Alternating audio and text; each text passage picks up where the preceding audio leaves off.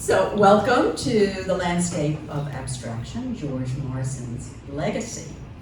Today we have a panel exploring the work of George Morrison, Ojibwe, whose work is featured in Smoke in Our Hair, Native Memory and Unsettled Time. He's a deeply influential artist who challenged imposed expectations about what Native American artists could and should produce. Our panelists include exhibition curator Sháńdíín Brown, Diné, scholar and curator Dr. Scott Manning Stevens, Akwesasne Mohawk, and Anya Montiel, PhD, Mestiza, Tohono O'odham. She is curator at the Smithsonian National Museum of the American Indian. Moderated by my esteemed colleague, Laura Vookles, who's the chair of the curatorial department here, the talk will deeply engage with Morrison's approach to abstract expressionism and place, mirroring the interplay of lived experience and spiritual and cultural memory. The program includes audience Q&A, and we ask that you hold your questions to the end, plus a gallery visit to actually view Morrison's work, Collage X Landscape. We also, as you can see, have live ASL interpretation provided for the panel discussion by Nancy Kaplan and Jody Price. I also, before we begin, would like to thank our supporters, in part, the Anita K. Hersh Philanthropic Foundation, Freedom View Foundation, Ellen Kozak, Sarah Lawrence College and the Mellon Foundation, and the Art Bridges Foundation. And now, we will begin with Laura Vookles. Thanks, Laura. Okay, thank you. I'm going to, as Sarah Linda said, this exhibition is part of our exhibition, Smoke in Our Hair, Native Memory and Unsettled Time, which was curated by Sháńdíín Brown. And some of us were already over in the galleries, but we will go to the galleries after this to take a closer look at the show. But because we are having our speakers speak before some of you have seen the exhibition, I did include a few slides. Probably some of our speakers will also show this slide. This is George Morrison's Collage X Landscape, or Collage 10 Landscape from 1975, which is on loan from Art Bridges and is made of Lake Superior driftwood. It is in the exhibition, as well as this piece from about a decade earlier, untitled Oil on Canvas from the Boschman Family Collection. And in the exhibition, you get to see them side by side for, I imagine, the first time ever, perhaps. And then also, in case I'm anticipating maybe mentioned, Andrea Carlson, who was also from Grand Portage and knew George Morrison and was highly influenced by him. So we have her never-ending monument hanging, installed in front of the Morrison paintings. This was Sháńdíín's vision, to have them in proximity and that you could sort of see the paintings through the monument. And then there is one other piece in another gallery in the show by Andrea Carlson called Portage from 2008. And it's just really been an honor to work on this exhibition and be involved in it in any way with Sháńdíín and all my colleagues. And I'm really happy to explore the subject more deeply. And I don't want to get in the way of any of the speakers. And we are going to first hear from Dr. Scott Manning Stevens. And I think I am running the slides, right, Christian? They have a clicker. They have a clicker. Okay, great. We were testing this out to make sure it would work. If it doesn't, I can do it. Sego Skanago, Kunoyak Scott Manning Stevens, That is a Mohawk greeting. It means, I hope it is still a great law of peace, or a great peace with you. And my Mohawk name, Kunoyak Dache, and then my settler name, Scott Manning Stevens, I am. So I'm delighted to be back here. I've spoken here before and really enjoyed my time, and want to acknowledge that we're here on the traditional homelands of the Lenape people, and I'm always grateful to be in this region, as it is next to my Haudenosaunee homelands. And so I'm a professor at Syracuse, New York. I drove down today, and very excited to see this show and really congratulate Sháńdíín for such a beautiful exhibit. So I'm here to really contextualize. I'm not a Morrison scholar, but I am a scholar of contemporary Native arts, and he's certainly a luminary in that field, and so a great modernist. And I wanted to talk about this notion of abstraction and landscape in other Native artists, both modernist and contemporary, but also looking way back. And so I'll start with a kind of looking way back, which is to a Haudenosaunee example on a wampum belt. This is commonly called the Kaswenta, which really just means wampum. But the belt is known as the two-row belt for obvious reasons, two parallel lines. But what it is also, besides it's a treaty belt, it is a visualization of a space, of a landscape itself, in this case, a waterscape. The treaty was between the Haudenosaunee, represented by my people, the Kanien'kehá:ka, or Mohawk, about putting a trading post and fort on the Hudson, at the headwaters of the Hudson, near present-day Albany, New York, around 1614. Right? And the treaty, from our perspective, then, is an idealization of how we get along on that landscape. So imagine the white beads as the Hudson River itself. And the two lines represent the wake of two vessels, a native canoe going alongside a European vessel, side by side, creating two parallel wakes. They both can share the resource. They both can travel freely on the river without trouble, as long as those lines don't cross. Don't try and get in our canoe. We won't try and get in your boat.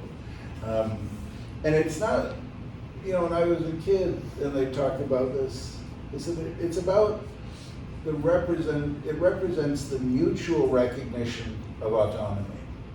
That both are autonomous, both have a will and a place within that landscape and ability to use it. But it's when we intervene with each other that leads to conflict. And so I think of it as not so much when we think of abstraction as free-flowing lines without any design motif as a representational form. This is more typical of early Native American works across cultures, which is geometric abstraction. It's ordered and it has a representative quality, but it's at its very basic, it is a mnemonic, right? And if you see, there's our current Tadadaho Sid Hill, who is Onondaga, holding a facsimile of the two-row wampum. And there you see in that bright green color, that was the claim of New Netherland, that claimed all of the Hudson River. But I chose that picture of Sid because he's holding it the way the river flows, right? South to north, north to south. And you get a sense of it as it is a landscape, but it's much more in a way. It's a lived and experiential place. I remember one of my elders saying, it's not that we can never have contact, and that's why we're on parallel lines. We're always taught that they are just a handshake away from us on a boat, right? And we trade with them, we interact with them, but we do not try to run them, nor should they us. The reason we keep this belt in circulation still, not about the treaty with the Dutch, but it is our hope that this is our relationship between whatever power, exterior power we deal with, like the US government or the state of New York.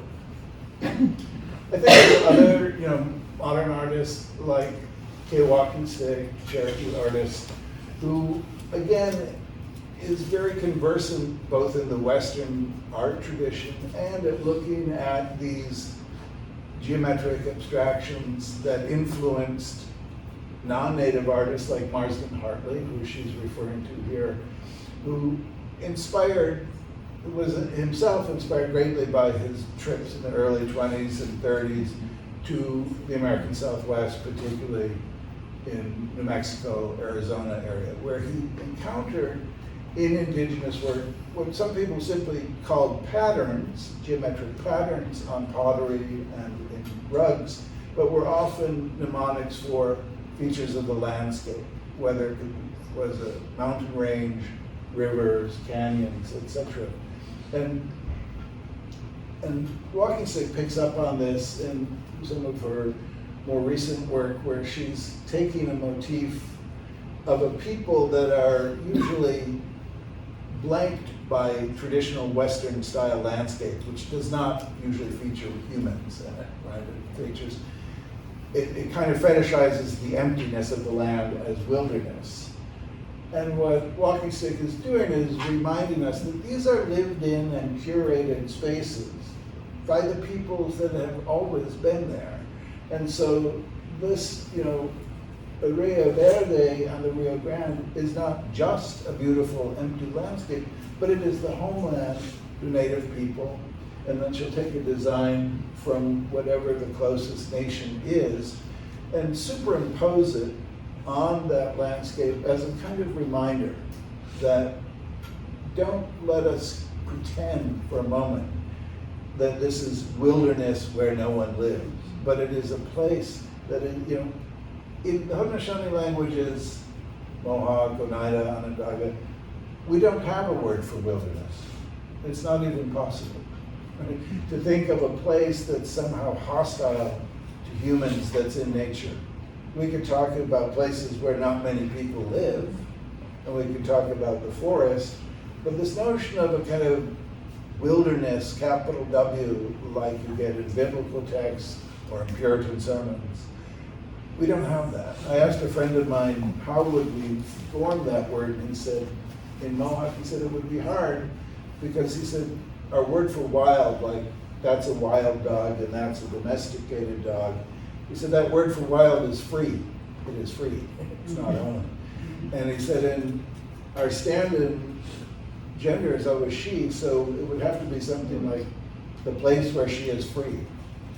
And that just doesn't sound scary. Maybe the Puritans, it does sound scary. The Puritans would find that scary. But I think that one of the things I love about Walking Stick's work is that she goes from landscape to landscape. She does northeast, she does the southwest, and finds the local community and takes that abstractive design for landscape features and includes it in her work.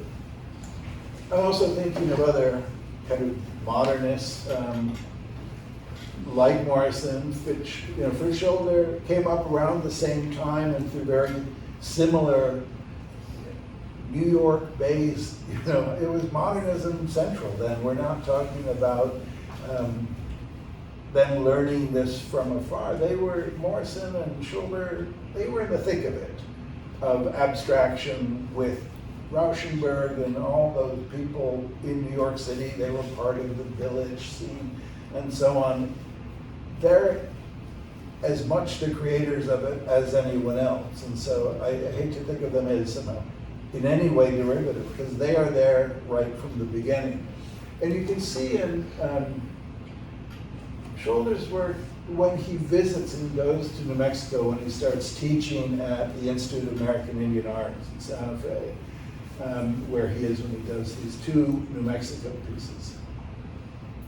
The title is what clues us into their landscapeness, but you wouldn't necessarily run to them and say, oh, that's a landscape. But horizon line is going to be a through motif for all of these. And it is, the way I like to think of it is, it's not we have artists that are churning the natural world into abstraction, but they're finding that abstraction in the natural world and drawing it out. I know that just sounds like a wordplay, but it to me is, every now and then I experience that. I saw a photograph not so long ago of fields of sunflowers and a very blue cloudless sky from part of the Ukraine. And I thought, well, that's their flag, yellow and blue. And that's their homeland. That flag is like a landscape to me.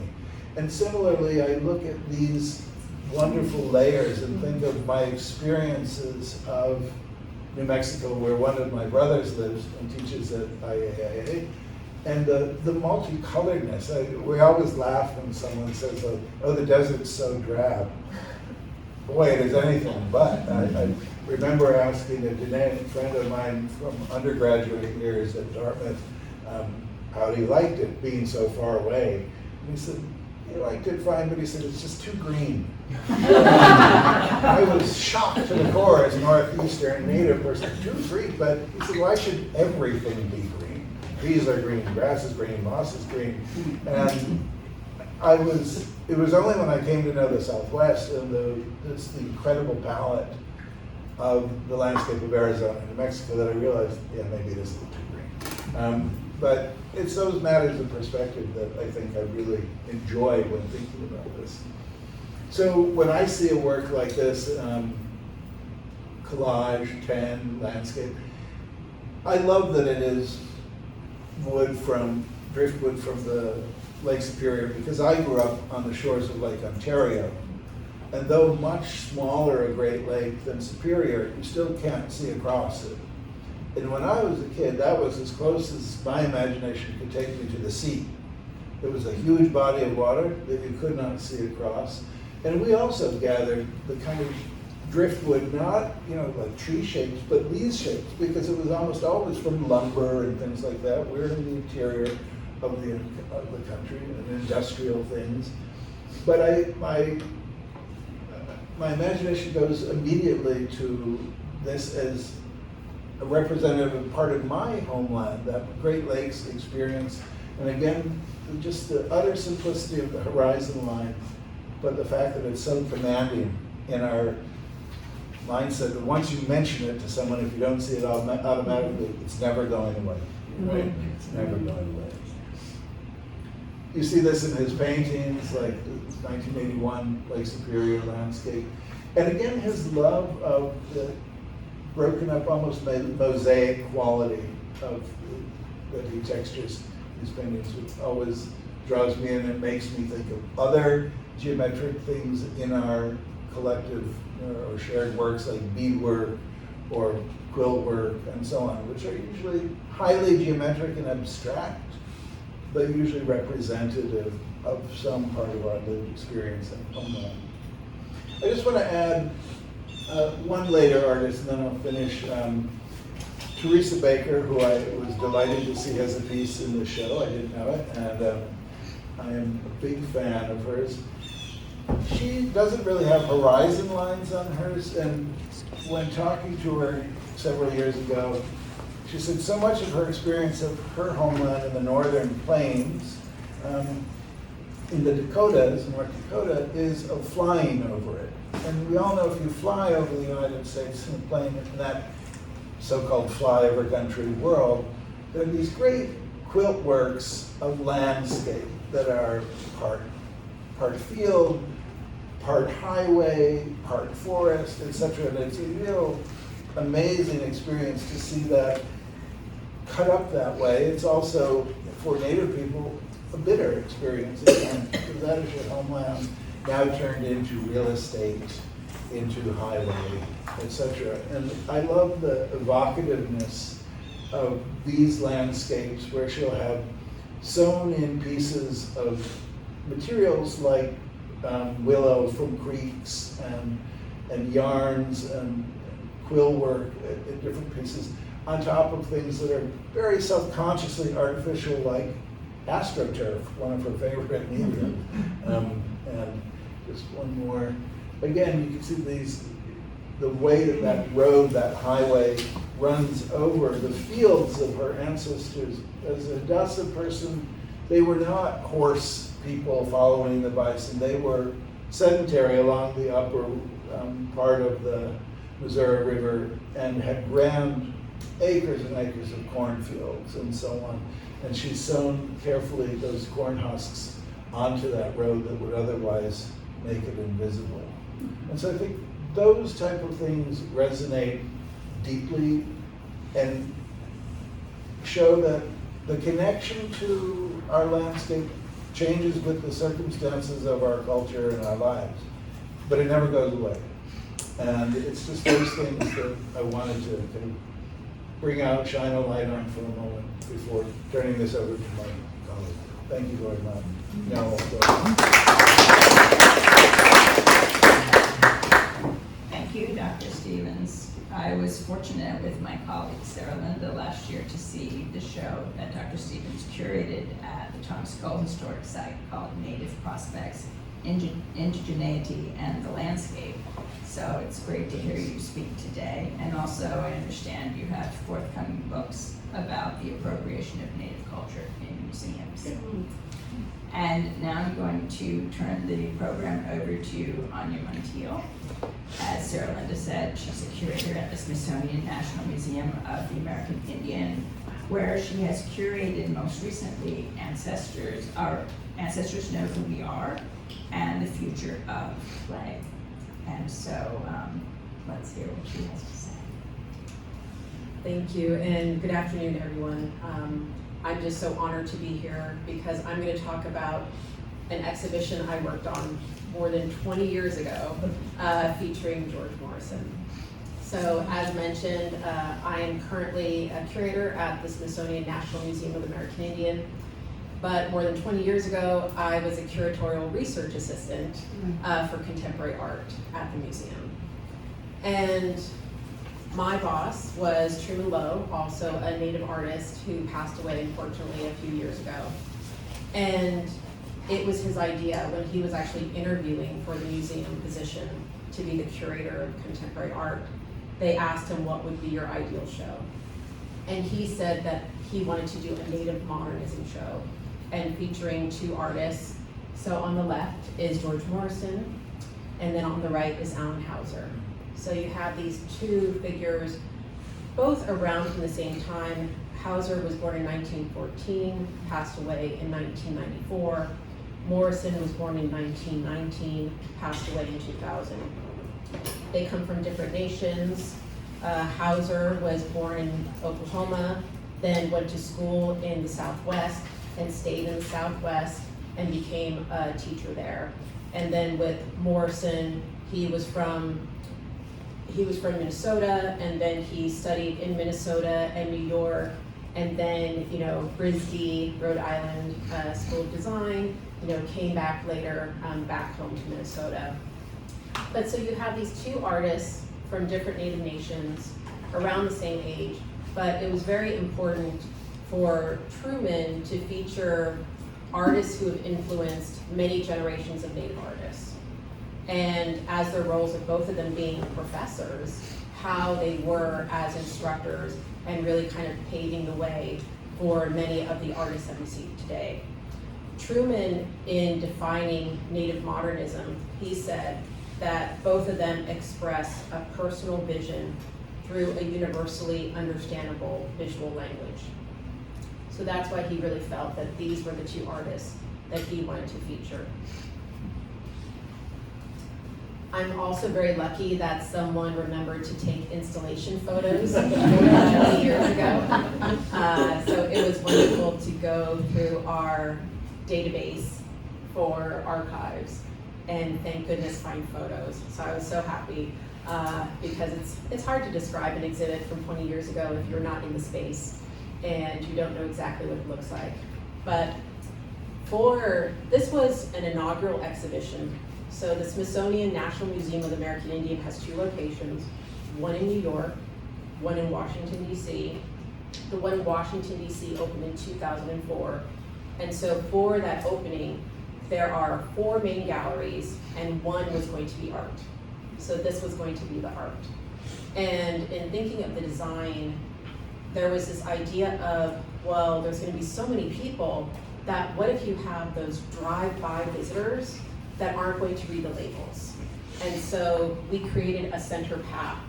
So when you look at this, on the left side was Morrison in these little galleries. On the right side, you have Hauser in the little galleries.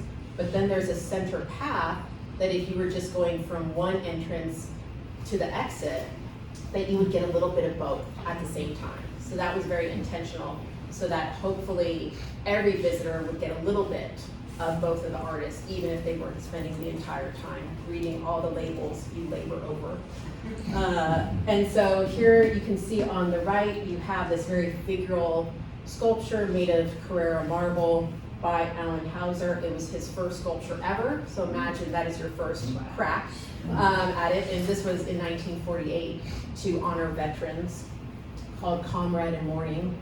And then if you hopefully can see something that kind of looks like a totem that's painted in red, that is Red Totem 1 by George Morrison, his first version of it that he did in 1977 for an exhibition at the Art Institute of Chicago. So we wanted to have some monumental pieces that really kind of represented certain aspects of their lives, you know, through that central hallway. And then here, a little just bit of Hauser. And so here you can see that very figural, but we also wanted to represent as much mediums as possible. So while Hauser is sometimes called the father of Native American sculpture, we have bronzes and also stonework, but then we wanted to highlight sketches and works on paper, which he's known for in the early years. And really wanted to get an idea of the artistic process of Hauser. And then also he did nudes. And so you may not think that's radical, but it was radical at the time for Alan Hauser to have life models and nudes in his studio and then have these sculptures. So we really wanted to kind of convey that as much as possible. And so this is from the Morrison side. And so we were so lucky that there were 47 private and public lenders who contributed to this show, because before the exhibition started, the museum only had 2 works by George Morrison in the collection. They were both prints. Now we have 6, but that's not enough to do a show. So we were so lucky that we had all these, you know, fantastic lenders. And so here we have talking about his abstract expressionism.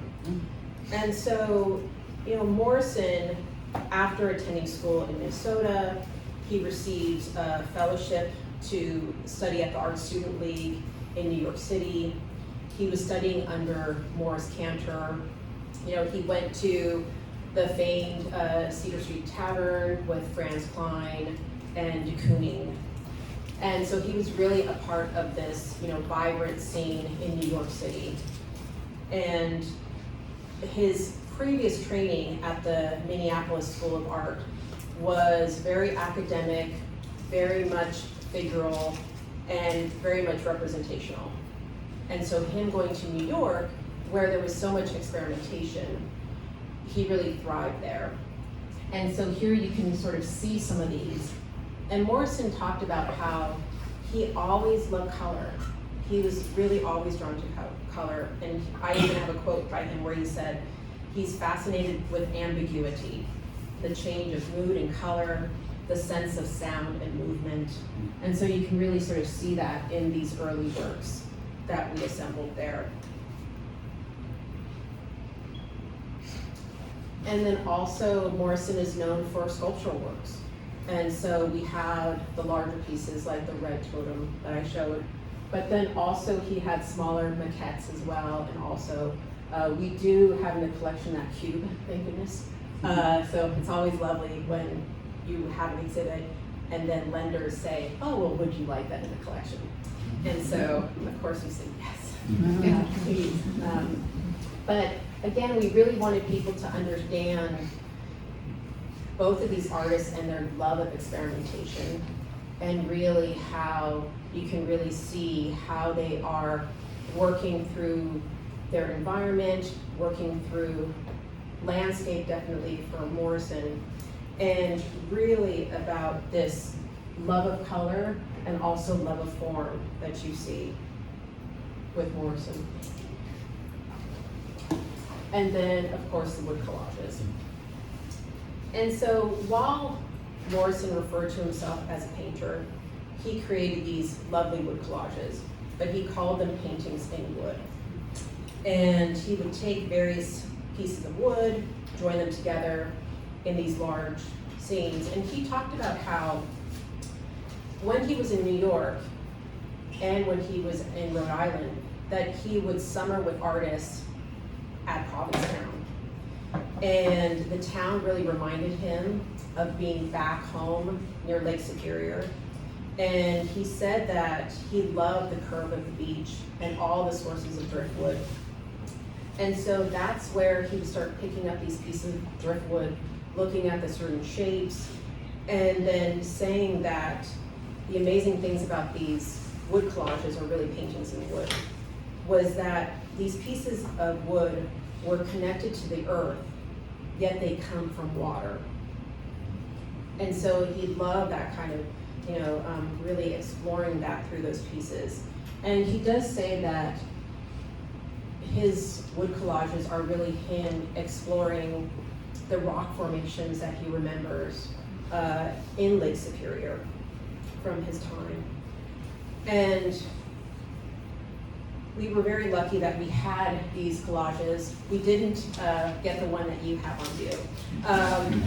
But it was really wonderful to have a space for people to really be with them and to really sort of understand, his process, and also about how he explored all these different forms for so long.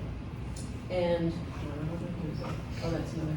But one thing I wanted to share is that I'm so glad that I did write it down. So I had a very special time when I was working on that show, that I stayed in Morrison's house and studio.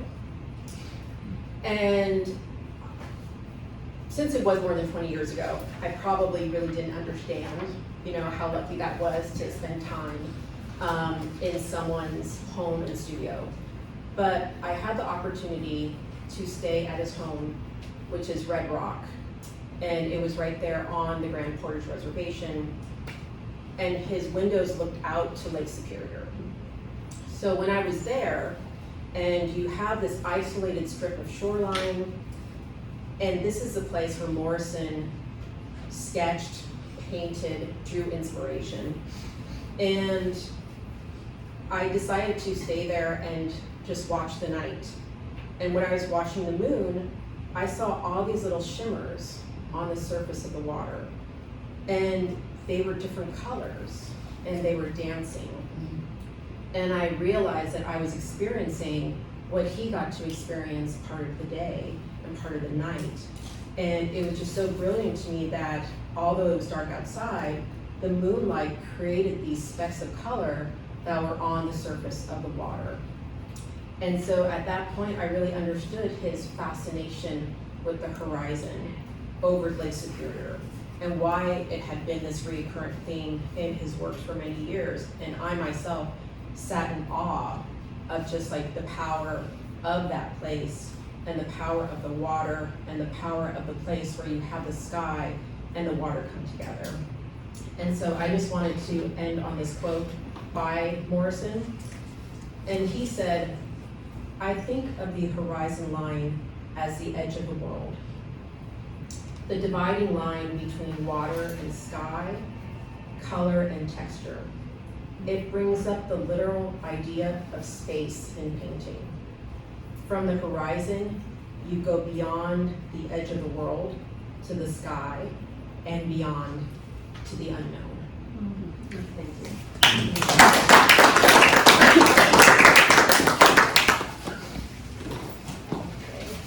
I was writing down that great quote. So thank you. We will have last, we will hear from the curator of the exhibition.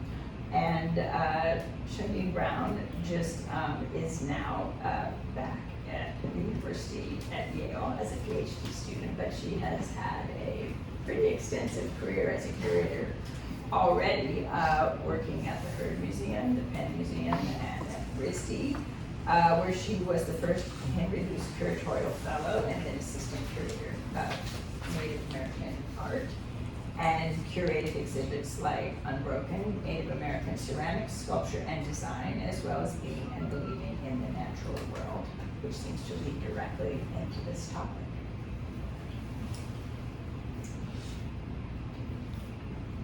Hi everyone, jag är Sháńdíín Brown que Anya initially Belagana Bashichin, Susan Planadiche, do Belagana Dishinele.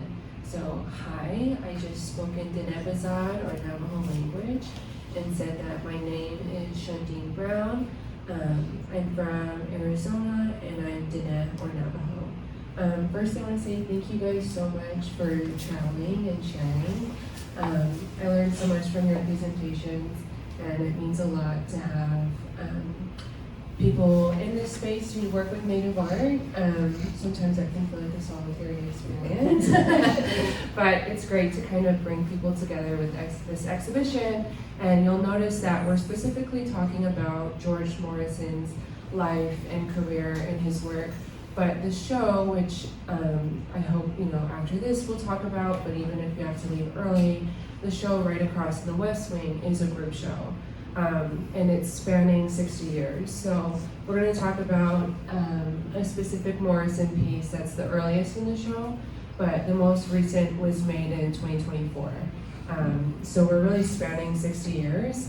And the title of the exhibition is Smoke in Our Hair, Native Memory and Unsettled Time. And the title is inspired by a poem by Ojibwe, Tohono O'odham, and it's about remembrance and how, whether you're standing around a communal fire or smudging, scent is a way to kind of bring back that memory. And, a lot of the artists in the show have left, their traditional homelands. I have too. And I was thinking about what are those things that remind me of where I come from. And also with the idea of unsettled time, thinking about indigenous conceptions of time that are not often linear. And I'm an art historian, training to be an art historian. But we think about, periodization and, these flat timelines. And I was really interested in, the exhibition and placing George Morrison in conversation with Andrew Carlson, who, like Laura mentioned, is also Grand Portage Ojibwe, was thinking about almost like time as a spiral and how different generations play off each other and teach each other things. So it definitely means a lot for you guys to be here as I kind of follow in your footsteps, getting my PhD in an academic sense. So the install shot that we're looking at right now, I think we're going to talk more about it when we go to the actual gallery. But I did want to mention that what you're looking at of the wood sculpture coming up from the ground, that is called Never Ending Monument by Andrea Carlson. Her father knew George Morrison well and was a friend, and Morrison told Andrea to start painting young and to keep painting. So like the other image that Laura showed is one that she painted on. So we're seeing that there's a huge diverse array of media going on, which I think Anya, you really brilliantly talked about in your presentation. So these are just some images I have, right? Thinking about this idea of like being at home and then going out into the world as Indigenous people. And so what we're looking at on the left is George Morrison in his home studio about 1975. And so we'll see how many pieces of wood Morrison actually had. And like was mentioned, this idea of doing a wood collage comes from spending time on Cape Cod. And I was, just doing brief research before I came to this panel, and in an interview, it was mentioned that for George, growing up near Lake Superior, the horizon line for the water always seemed a little bit higher in the sky. And what was so interesting about being in Cape Cod was that it was lower. And so, I used to work at the Rhode Island School of Design. I would also go to Cape Cod in the summer, as New Englanders do, and thinking about like how do people make place and identity when they're far away. And in George's life story, the era he's growing up with, there's very strict expectations on what Native American people are making in terms of its tourism art New York is for sophisticated people. Native people stay on the reservation and make craft. And so we see that George, about 8, 9, actually has tuberculosis in the hip. So he's out of commission for about a year, and he's doing drawings. And that's kind of when people talked about Morrison, they always said he knew he wanted to be an artist. So I think, it's very inspirational for myself and also for the other contemporary Native artists in the show who are living and working either in New York or other metropolitan cities to kind of see this dream and manifestation as a child really come to fruition in a really amazing way. And so for some art historians, they say that George Morrison is someone to be discovered, and he's currently represented by Bockley Gallery, who's doing some great work along with his estate on kind of moving the dial a little bit forward and having these conversations. The show that Anya was talking about, Native Modernism, the exhibition catalog, is really foundational, I think, for Native art history. It's housed at Yale in our Beinecke Special Collection Library. So some of the images from this presentation are just not that great, but that's because I snapped them in the library. So, we're seeing in this image that George had kind of already made the choice to come back home. That was also due to his mother.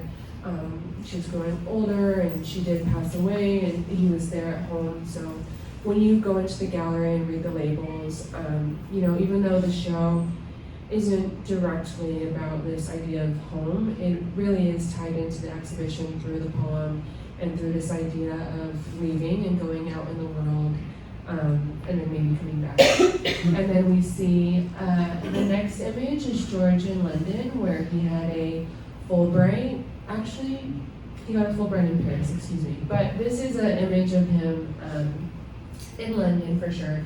And it's him, seeing European art in European collections. And so a lot of times, art history likes to box things in. This is Native art, this is European art, this is American art. But what does it mean when you kind of mix all of that up? And also, I think you guys will know this for sure, but quintessential to this conversation is in indigenous languages, we often don't have a word for art. So what does it even mean to be an art worker when in our culture, we really didn't have these types of boxes, which might be fruitful in some ways, but also detrimental in others. This is the piece that we have on view. This is a really generous loan from the Art Bridges Foundation, and I figured because I did spend so much time as a curator toiling over my labels, that I would read these labels out to you guys. So what we're looking at is collage X landscape. This patchwork landscape, composed of driftwood that Morrison gathered along the shores of Lake Superior, reflects the natural elements of his northern Minnesota homeland. After moving to New York City in the 1940s, he transitioned from figurative modernist styles to abstract expressionism. By the 1960s, he was creating wood collages like this one. Probably made after his return to Lake Superior in the mid-1970s, Collage X Landscape translates memories of place into an abstractive visual language. The horizon line in the upper quarter symbolizes Morrison's deep connection to the land. Inspired by his uses of this element, artist Andrea Carlson observed, "The horizon line is an infinite space, one that you can always sink into, but never see the other end. Simultaneously present and unreachable, it evokes a tension between what can be seen and what lies beyond, mirroring the interplay of lived experience and spiritual and cultural memory." After retiring from teaching in 1983, Morrison lived and worked along Lake Superior's northern shore on the Grand Portage Indian Reservation near his birthplace until his death. And that home, that we're referencing, that's the one that Anya stayed in and spent time in. And I guess I just kind of briefly wanted to talk about, as we're talking about indigenous abstraction in art, I was a research assistant on Action, Abstraction, Redefined, which was a traveling show that was hosted at the Institute of American Indian Arts Museum of Contemporary Native Art Museum, but it traveled around. And so working on that show, I was really fortunate to interview artists in the show who were doing abstraction, right? In the 50s and the 60s, when Native artists were supposed to be making souvenirs or curios. Not that I'm placing this hierarchy, because I think that's also important to Native culture and art history. But critics or people reviewing the show were like, it's so amazing that these young Native students at IAI were making abstract work. But I think kind of like we were talking about before, Indigenous people have abstraction inherently woven into our making practices. And if we kind of see abstraction as, sometimes people think it's devoid of meaning, but as a visual language, it can really cue us into things that maybe we can't communicate through the different languages that we speak. So the next piece that we're going to look at, just kidding, we're looking at this photo of George and his dog Kobe. This is in his New York City loft in the 1950s. We can kind of see, maybe to some art conservators' dismay, the paintings and the work that he has. And so I just kind of wanted to include this. This is from the Native Modernism's exhibition catalog, to kind of show that he really was a New Yorker and kind of embraced that lifestyle, which I think is pretty exciting, thinking about all the contemporary Native artists today living in the New York City area and chasing their dreams. Okay, so this is another piece. This is very generously loaned from the Gosman family collection. There aren't many of these from the white painting series. There is a piece in the Met's collection, and I did just want to mention that the Met is working on an exhibition of George Morrison's work. So I'm going to read the label for this one. George Morrison was a deeply influential artist who challenged imposed expectations of what Native American artists could and should produce. A dedicated educator, he mentored generations of artists from diverse backgrounds, leaving an indelible mark on the future of Native American art and the broader contemporary art landscape. Part of the White Painting series, this painting was created in the decade following his years spent in New York and Paris. It features a dynamic undersurface of color marks over which Morrison applied a textured layer of thick, creamy white paint. These hidden inflections evoke the persistence of memory and history beneath contemporary forms. Morrison's distinctive, scumbled surface and energetic brushwork highlight his mastery of texture and opacity, a hallmark of his style. The composition's structured lines offer a subtle prelude to the mathematical precision that would define his inner works. For everyone who's a painting nerd, or for RISD people, this is really a masterpiece. I'm really excited for you guys to all go to the gallery and kind of see it in the light. So what we see right here looks, very red, but when you see it in person, the white is really showing through. And so I was kind of thinking about this greater metaphor, not only, in the horizon line and also in this thick layer, but beneath, it has a lot of depth. When you see it in person, it's kind of like things are not always as they appear. And that, can be in relation to secrecy for certain types of Native beliefs and ideology, but also for who we present out in the world, and then, these deep moments of either poetry or cultural connection that we think about. And then I just wanted to end this presentation with showing some photographs of Morrison and his family. The impact that he had on Andrea is apparent in the curation of the show, but also thinking about the interviews and the writing about Morrison. He had a really deep connection to family and to community. And in Andrea's words, Morrison is known for the grand portage as their famous artist. And so kind of just as a curator, wanted to bring this to our attention to not only see him, you know, as the masterful artist that he was and his ability to kind of, you know, mentor generations of people, but also the impact he had within his tribal community, and with, you know, artists who are showing their work and maybe artists who have their own personal practices. Morrison was working and making until he couldn't anymore, and, you know, the ability to kind of have this life and career that spans after your death, I think is something that is really important in thinking about legacy and thinking about being able to shift even just a little bit how people see Native art. And I also kind of wanted to mention in the presentation that George Morrison often would not call himself a Native artist or an Indian artist and say he was an artist who happened to be Native, which is something when I'm doing teachings or lectures I like to talk about, because, you know, with the word Native artist or Indian artist, there's a lot of baggage that comes with that, and it shows in the curatorial choices of the exhibition, but I wanted people's personal identity, who they were as people, to be platformed, not just their identity as being Native. So I like to say that with the show, it's not a Native art show, it's a contemporary art show with Native artists.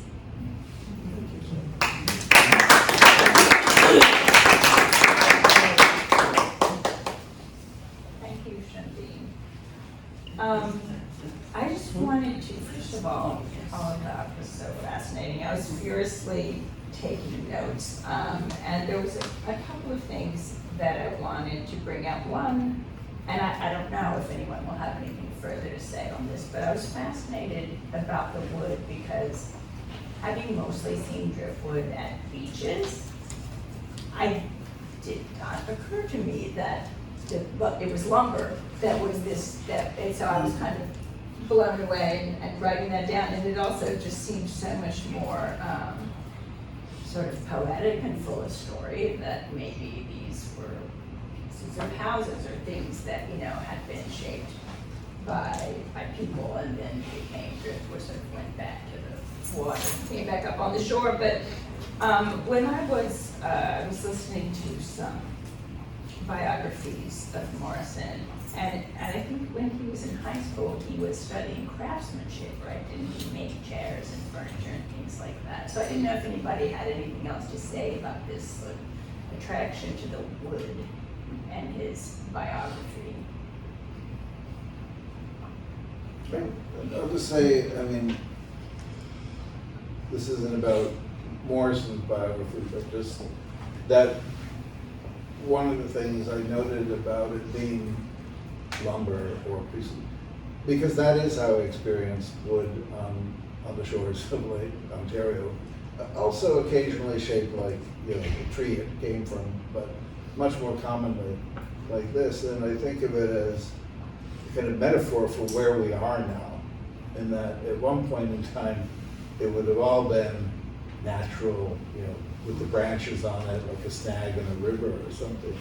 But this is that kind of industrialized world of, you know, a lot of Native people worked in lumber mills, that was in sawmills and things like this, and this was a way of maintaining families and such. So there's a tie-in to me of where we are now with that recognition.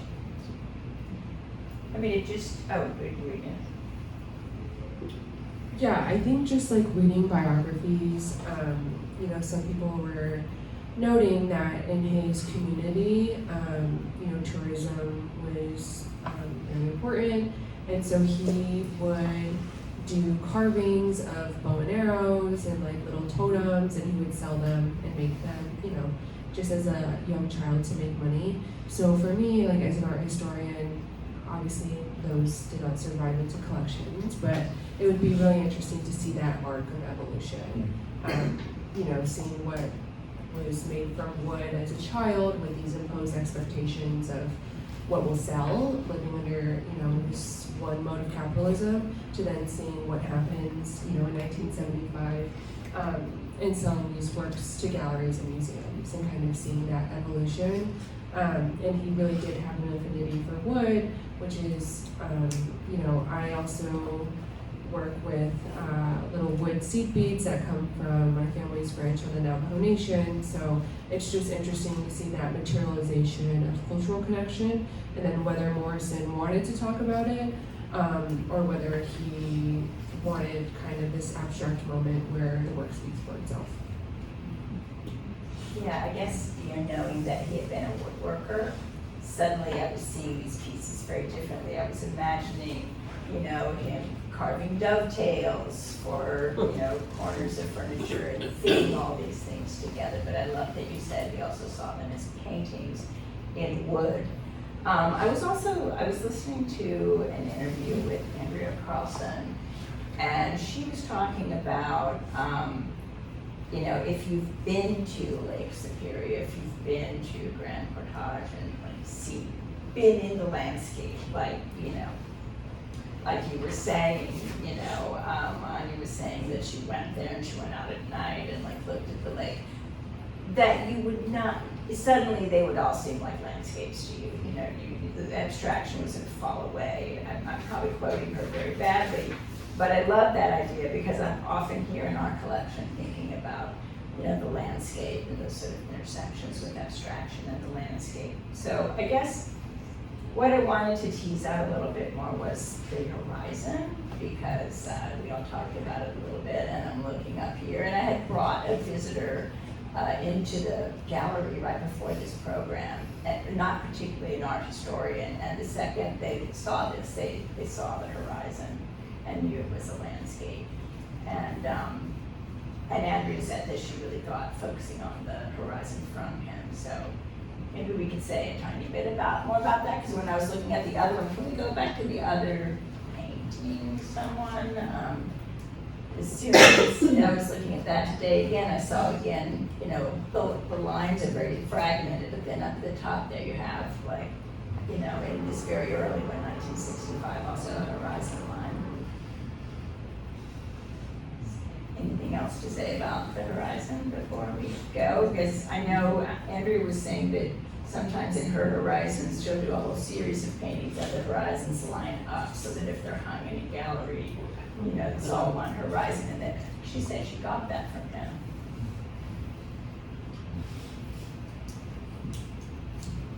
I mean, really for me, it's about relationship to land. And especially right now we have at the museum an exhibition by Diné weaver, and much of her inspiration is from her homeland on the Navajo Nation. And if you spend any time there, then you are looking at her work and saying oh, well, of course, the sunset, I see the reds, I see the golds, I see all these things. And so for me, I see the same thing with Morrison, is that there is very much that he has a relationship with the land.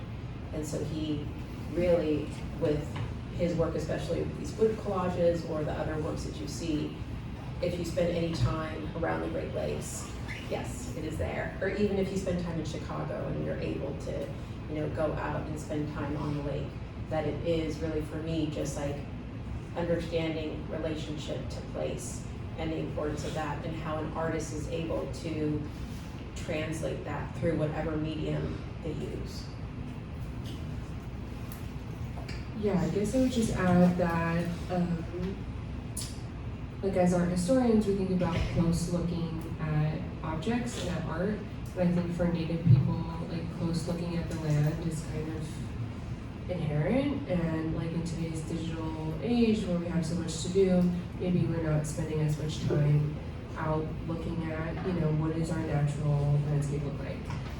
So I could understand how for some people this might be a little jarring, especially for us at sea level, but if you have spent time, maybe without the phone or without a book, and I'm the worst at this, but there's something really important about being present, and I think that kind of shows through in the work. And also thinking about when Morrison was living and working was a very different world, pre-iPhone.